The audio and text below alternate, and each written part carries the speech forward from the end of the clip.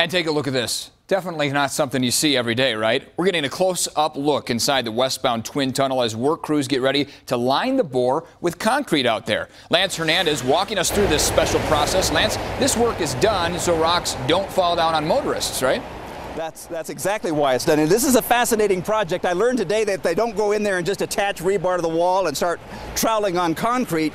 They use this special equipment. Over there on the left, you see a rebar frame, and then the two on the right are the concrete forms themselves, which they're slowly pushing into the tunnel as we speak. It's going to take about 1,200 truckloads of concrete to line that tunnel, a tunnel that is twice as wide as its predecessor. When we get started, we'll actually start about in the middle and then pour our way back out.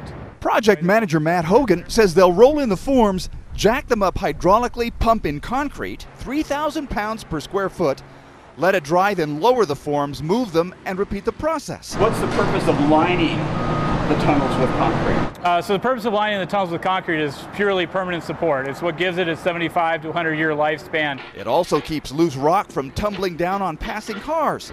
I asked if the 3-story high forms will be a perfect fit. Have you ever run into a situation where it was such a tight fit that you had to reconfigure it? We do, yes. Hogan says they work hard at preventing tight fits by doing a lot of 3D scanning ahead of time.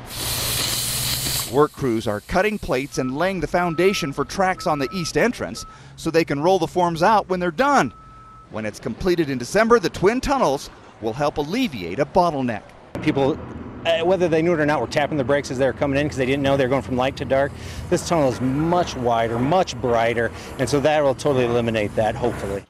And it's important to note that the tunnels will only be striped for 2 lanes because that's how wide the highway is on both sides of the tunnel. Once CDOT decides to widen the highway, the tunnels will be able to handle it. In Idaho Springs, Lance Hernandez, 7 News.